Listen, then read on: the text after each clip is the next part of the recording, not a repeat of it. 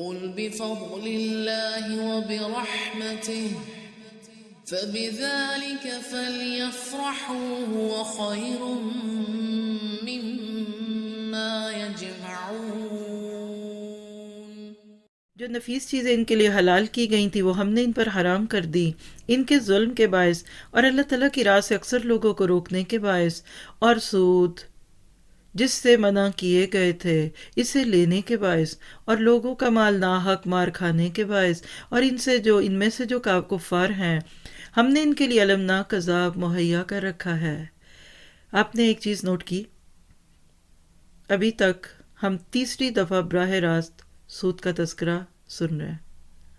دوسری بات یہاں ایک نوٹ کیجئے گا کہ ہم سوچتے ہیں کہ یہ اسلام میں ہی حرام ہے، حالانکہ کن کی شریعت اس وقت ہم سمجھ رہے ہیں، اور سورۃ مائدہ اس لیے بڑی اہم صورت ہے کہ اس میں بنی اسرائیل یعنی یہود اور نصارہ کی بہت ساری شریعت پیش کی جا رہی ہے جو اس وقت ہم پڑھ رہے ہیں۔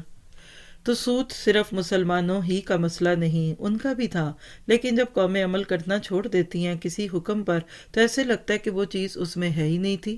ابن ماجہ کی روایت سنیے 2279، آپ نے فرمایا جس نے بھی سود سے مال بڑھایا اس کا انجام یہ ہوتا ہے کہ اس کا مال گھٹ جاتا ہے۔ اب یہ مال چاہے گھر کی صورت میں ہے یا کپڑوں اور کسی اور لون کی صورت میں ہے یا کوئی بزنس لون ہے، ہمیں آج سوچنا یہ بہت بڑا فتنہ ہے۔ امت مسلمہ کو درپیش فتنوں میں مالی معاملات میں سب سے بڑا فتنہ سود ہے، اور اس نے آج انسانیت کا سانس گھوٹا ہوا ہے۔ یہ صرف مسلمانوں کا ایشو نہیں ہے، اس وقت پوری دنیا خود اپنے قوانین پہ پریشان ہے اور ایک اکنامک ٹیررزم کا شکار ہے۔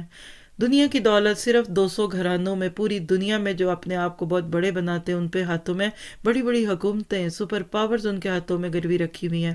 تو اللہ سے دعا کیجئے کہ اس فتنے سے بھی اللہ تعالیٰ سب کی نجات کرے اور اس سے بچائے۔